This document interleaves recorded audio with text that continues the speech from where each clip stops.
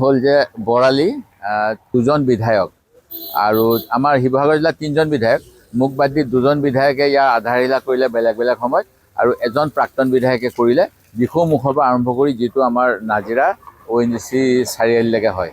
কিন্তু কামৰ গতি অতি লেহেমীয়া হোৱাৰ বাবে আমাৰ নাজিৰা অংশটো যথেষ্ট ৰাইজৰ দুৰ্যোগ হৈছে। যোৱাকালি ইয়াতে 10খনমান ট্ৰাক আবদ্ধ হৈ গ'ল। আজি পুৱাই মই আমাৰ যিসকল বিভাগীয় অভিযন্তা 2জনকে মাতি আনিলোঁ আৰু কামখিনি কি কৰিলে ভাল ধৰণে হ'ব এই বিষয়ত তেওঁলোকক দিহা পৰামৰ্শ দিছোঁ। ইয়াত মোক জনাইছে যে নলাৰ প্ৰয়োজন হ'ব। স্থানীয় গাঁওবুঢ়াৰ লগত কথা পাতিলোঁ। গাঁওবুঢ়াই কৈছে ৰাইজ মাটি এৰি দিবলৈ আপত্তি নাই, নলা তেখেতসকলকো লাগে, সেই গতিকে নলা দিয়াৰ ব্যৱস্থা হ'ব, যদিও এষ্টিমেটত নলা নাছিলে ৰাইজৰ সুবিধাৰ বাবে।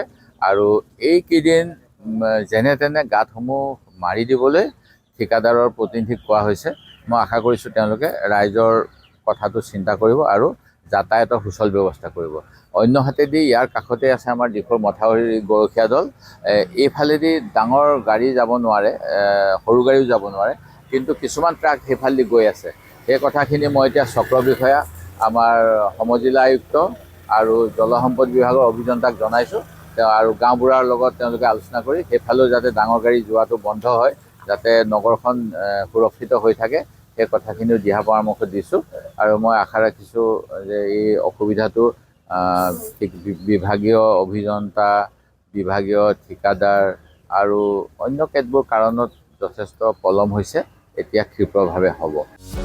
যিকোনো খবৰৰ বাবে যোগাযোগ কৰক আমাৰ এই নম্বৰত 9181 307 2221।